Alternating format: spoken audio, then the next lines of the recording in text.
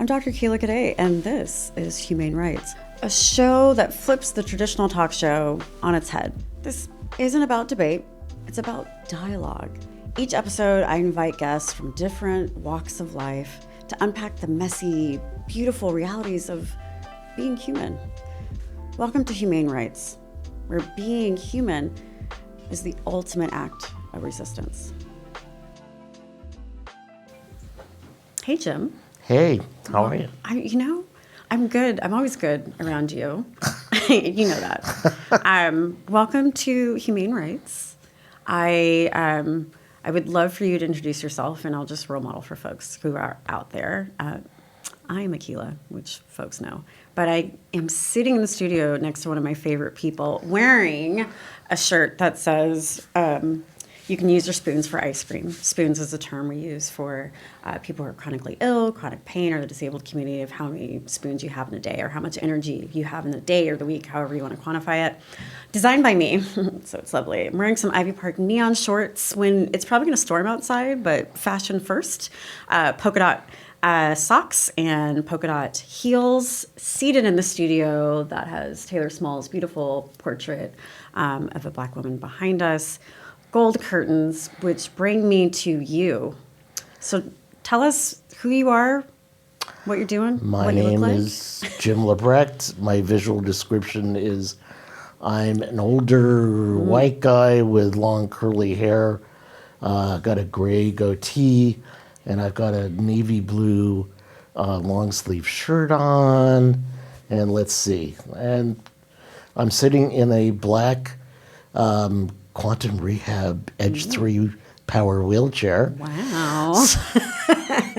Well, it's like, I guess, what are you wearing? Land's End and Quantum Rehab. So, and who am I or what am I? I am a lot of things, I think, but I'm probably best known as being the co-director and co-producer of the documentary Crip Camp, along with my dear friend Nicole Noonan, who's a fabulous filmmaker. Yeah. But that's all we're going to do for you? Okay, so I started off as a child. You started off as a child. Right. Yep. And I've had a career as a sound designer in theater and then in film, had my own audio post-production company for many years in the same building where Saul Zaentz had his film center, right here in beautiful Berkeley, California. Yeah. And wound up working with a lot of documentary filmmakers. And for me, it was, I had a career in theater as a resident sound designer at the Berkeley Rep. And one of the things there was that we would talk about everything like until the cows come home. Mm-hmm. And I really wanted to bring that kind of attention to sound and sound design to documentary film. For some companies, it was kind of fill-in work, but for me, it was like, I'm not going to do anything half-assed. And I really want to bring my heart into stuff because life is kind of precious. And for me also, when you meet that human connection with a filmmaker, producer, often these are people who've spent like 4 or 5, maybe 10 years on their film, mm-hmm. and they're going to trust you to do the sound mix and sound design. Yeah. You got to be there with them. I mean, you got to really, really support them. But I think that's always kind of been in my nature. Yeah. So fortunately, I developed a really good reputation for really caring, being talented and being really caring about the filmmakers, which kind of what people just really, really need. And in the course of doing all of that work is where I had met Nicole. Mm-hmm.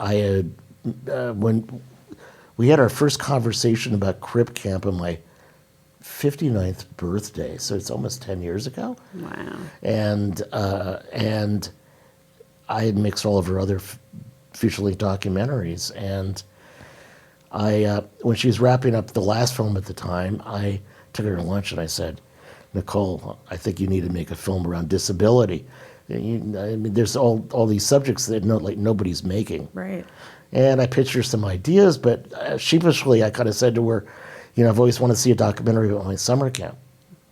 And I think there's a connection to the disability rights movement. And I just told her about this Facebook page that had a ton of photographs from back in the time I was there in the early 1970s. And she saw this world that she just could not have imagined. People really having a great time, water balloon fights, things like that. But I think the stereotype of disability is it's all like physical therapy and sadness, Oh, yeah. Yes. But at that camp, in the early 1970s, there are all these liberation movements going on. We were questioning everything. And, it was really kind of simple that the counselors and staff just wanted us to have that summer camp experience that all other kids were having. Yeah. And that's certainly what I got and a lot of us got. But Nicole and I taught for a while, and she said, I'm in, but I want us to make the film together. Yeah. And we forged this incredible collaboration where, although I had mixed a lot of documentaries in my life, I had never hired an editor. I had never been really part of that process. And I think it's probably the most important thing I've ever done in my life. Probably I think will so. be the most important thing. I think it's one of the important things that you've done. I just, Crip Camp is such an incredible documentary. So for folks who haven't watched it yet, it's available on Netflix. It was produced by this, up-and-coming couple.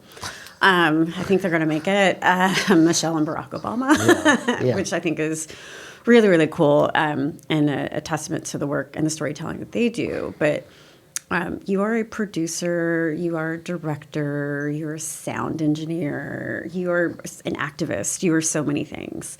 But I would love to talk about how I got connected, our little meet cute.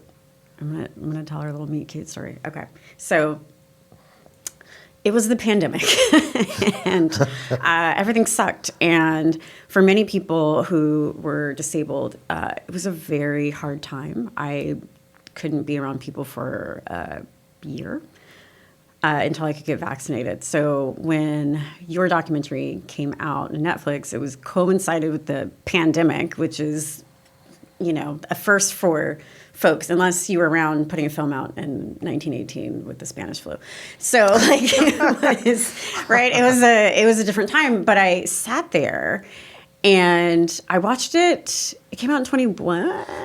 March of 2020. March of 2020. I watched it. It was May. It was around May 2021 for me, because that's when right between somewhere in the pandemic time was hard. Who the fuck knows? But I was watching it when I knew I had this new identity of being disabled. And so I wanted to learn about my history, because I've been disabled my whole life, but I had no idea. I didn't know until 8 years ago. Officially with Ehlers-Danlos syndrome, May 2021. So I'm sitting watching this incredible storytelling of your camp, all these icons that were at the camp, the 504 sit-in, the history around the Americans with Disabilities Act. And what's so revolutionary about that piece is, one, I felt seen, so thanks for that. And two, you just realize how fucked up America is. Because your camp happened in the 70s, and that was before the ADA Act. So this camp had to say, we want to make it accessible. And that wasn't a normal thing that happened. Accessibility was still, and we've had so many wars since then. So your veterans came back disabled. And I mean, there's so many things that are happening at that time. And so loved it, joined a group, because you're having virtual groups. I went to a couple of the virtual talks and was just learning my identity. And then fast forward to last year, you saw a post about my disability anniversary. I always celebrate my disability anniversary on LinkedIn. And I'm so bad at posting on LinkedIn, but I did it right that time. And Jim LeBrecht was like, I'm going to comment on this post. And I was like, not that, Jim. And I had to look it up just to make sure, and check the pictures, just because, Jim is not Akilah. It's a more of a common name, right? And I was like, oh shit.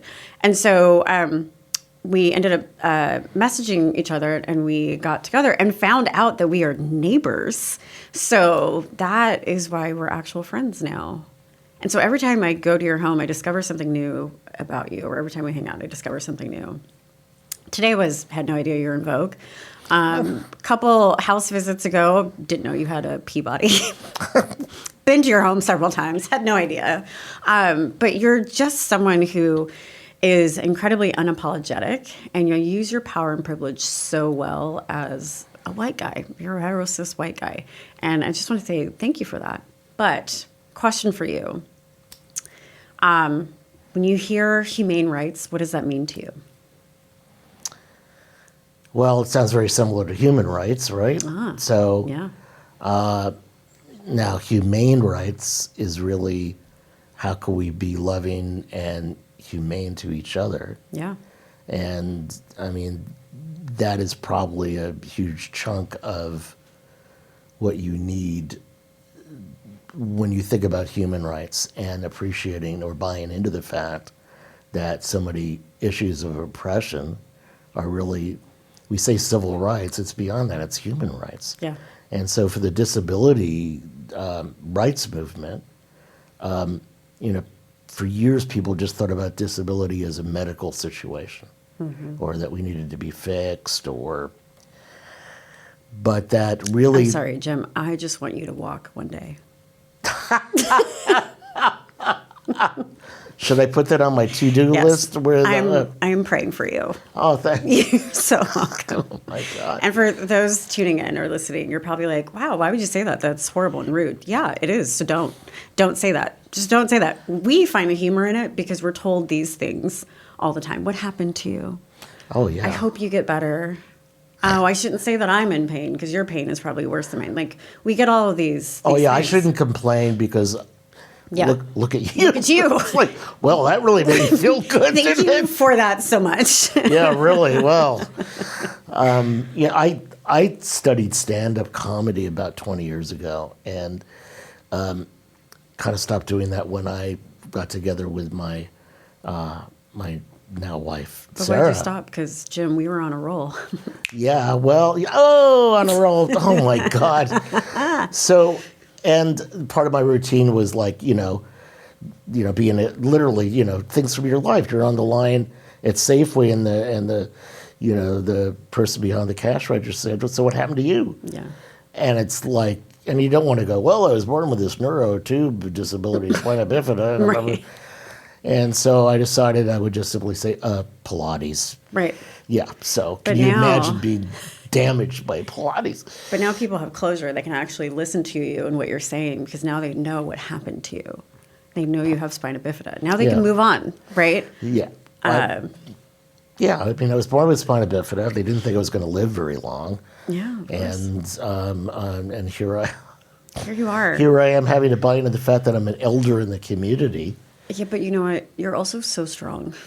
And Some days. yeah. We talk about spoons, right? no, we do. We do talk about spoons. And literally, I've had some medical things recently where I was just needing a lot of sleep. Yeah. And being able to kind of explain, I'm really out of spoons today, and Yeah. I'm going to have to lie down, and it's tough, but it's like, especially being born, having a disability my whole life, right?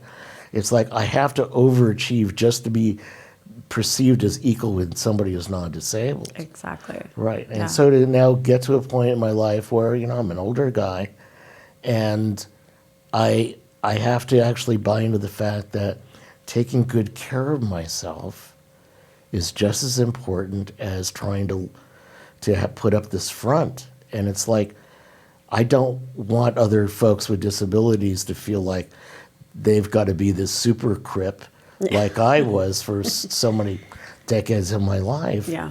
And look, people ask me, Jim, I'm going to apply for a job, but they don't know I'm disabled. Mm-hmm. Like, what am I going to do? And I said, well, I think the most important thing is to impress upon them that, if you got to this person's doorstep, you did something right. Mm-hmm.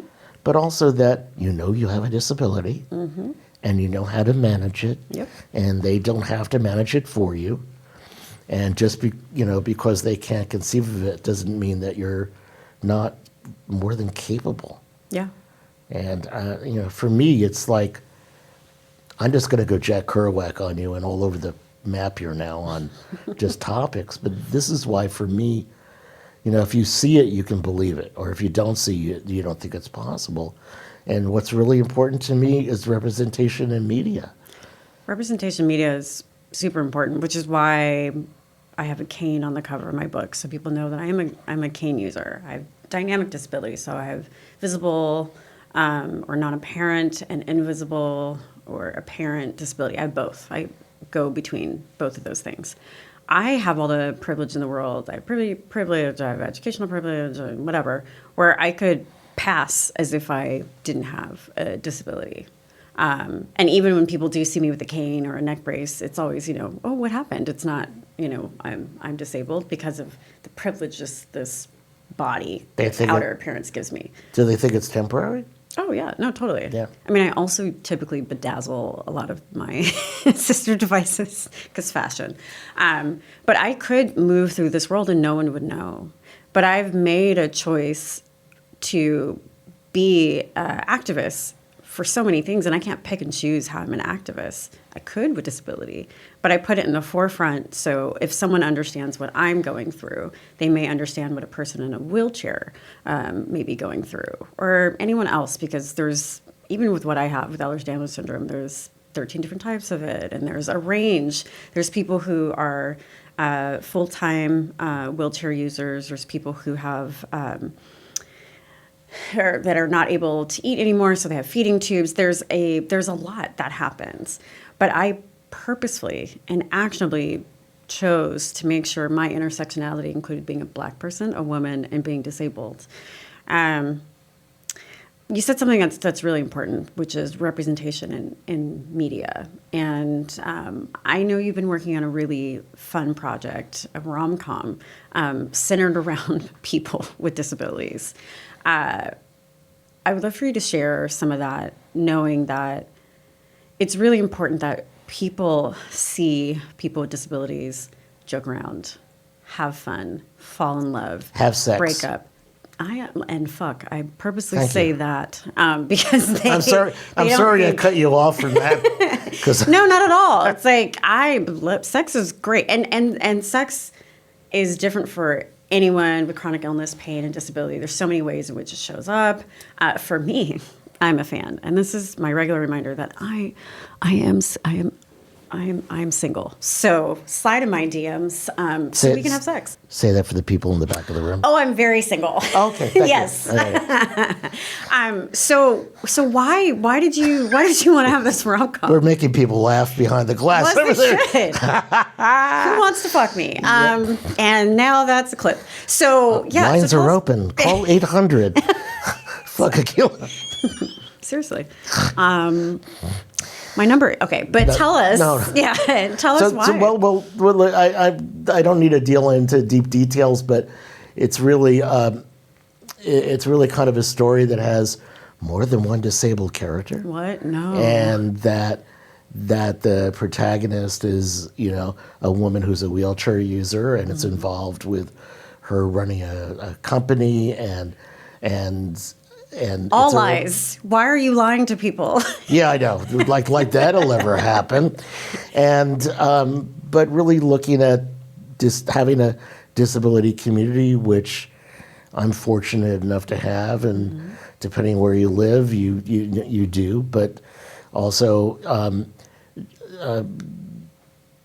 look, here's the fact of the matter is that this pilot, which I've this whole story, the show that I've created with my dear writing partner, Hollis Rich, has been read by a bunch of people who really, really loved it and gotten to top people at networks in comedy, and they don't want to take it. They simply just don't want to take it. And it is because you haven't seen a show like this.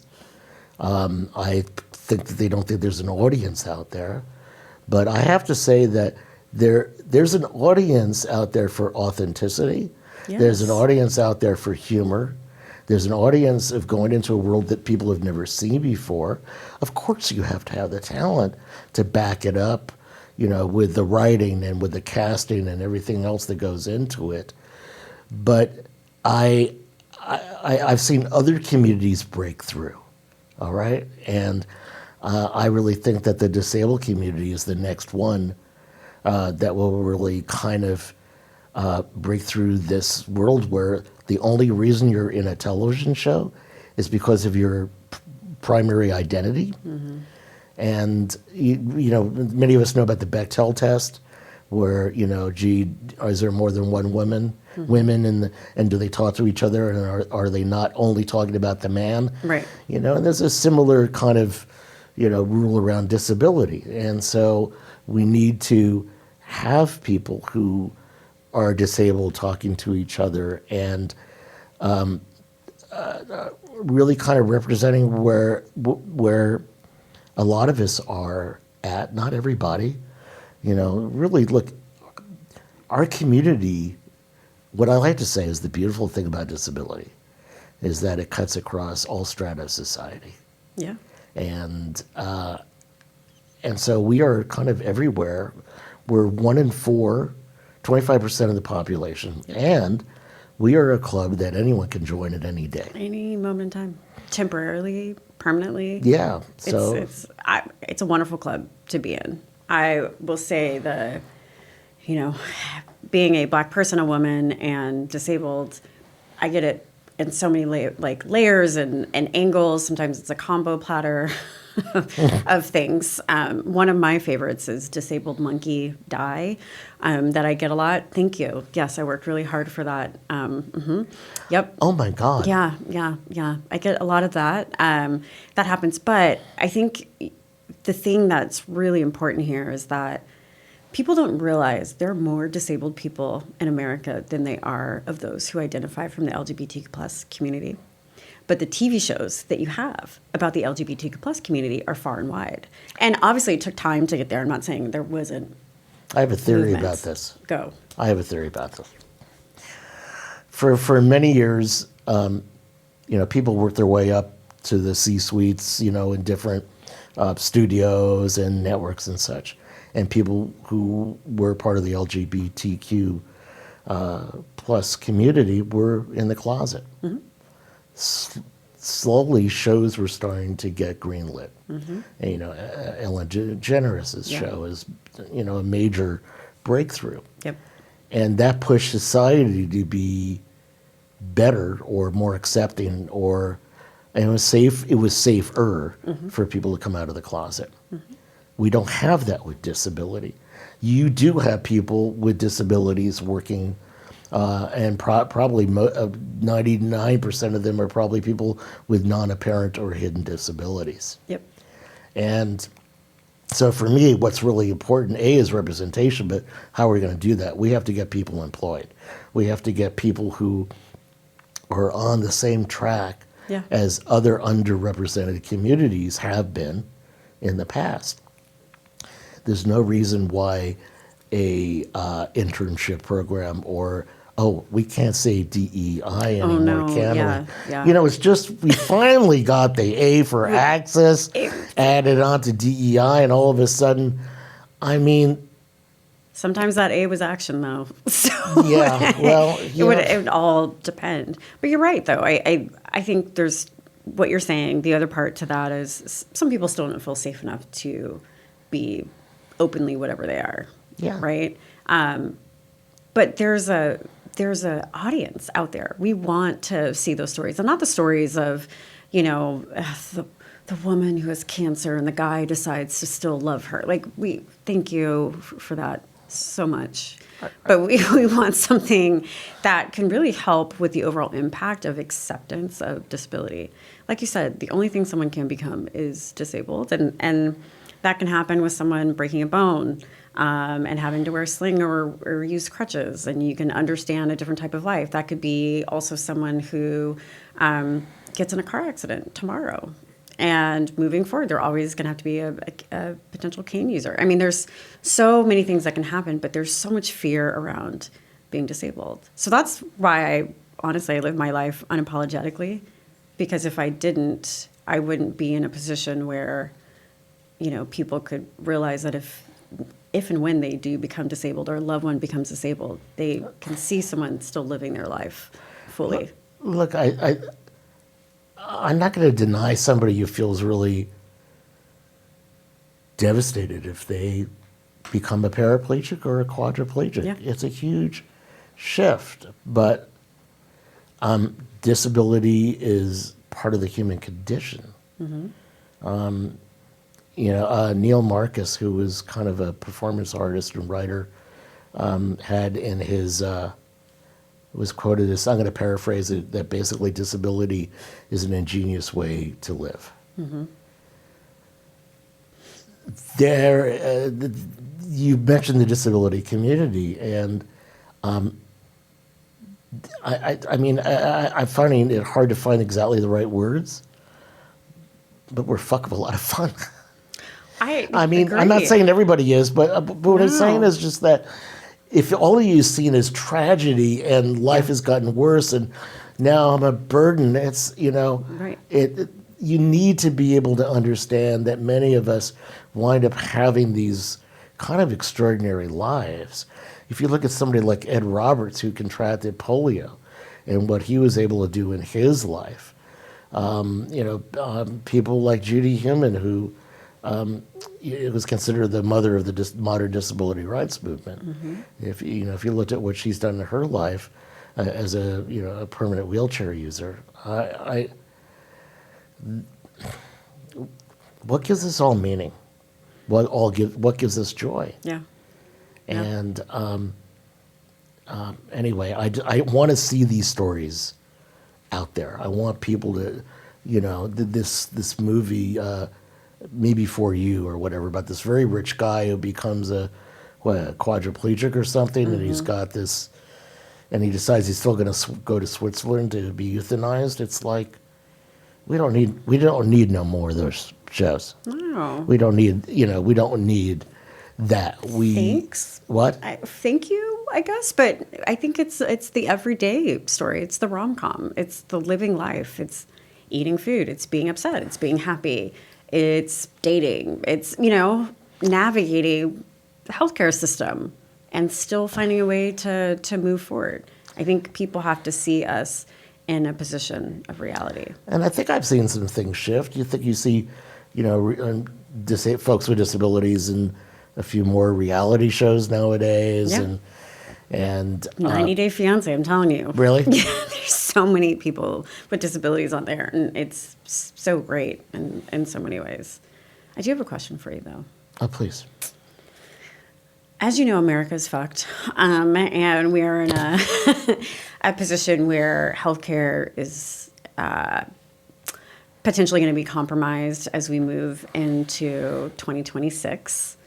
We have to navigate health systems that are changing with Donald in office, all of these things, right? And we carry a lot of intersectionality, and we do a lot of this work, and it can be very heavy. But how do you find little pockets of joy? Like, what does that look like for you? It's a great question. I actually asked a friend of mine who's a trauma therapist, like, what do we do? And she said, you have to try to find at least one moment of joy every day. Yeah. That is what I do. Well, tell me how you do it, then I'll tell you about what I do or how I think about it. It's the little things. The little things. So, like, today I knew my joy would be you. I always have a good time, so I'm done. Yeah, it was easy peasy. Yesterday, I decided to have 3 bear claws. Didn't feel bad about that at all. I started with 2, and at the end of the day, I said, bitch, do better. And I had that 3rd one, and that brought me joy. So it's the tiny little things. This morning, I actually took a bath because I was having a horrible start of my day, and I was like, get in the bathtub, and that helped. And now you. So I try to at least reach out to at least one friend a day. Try to make that phone call.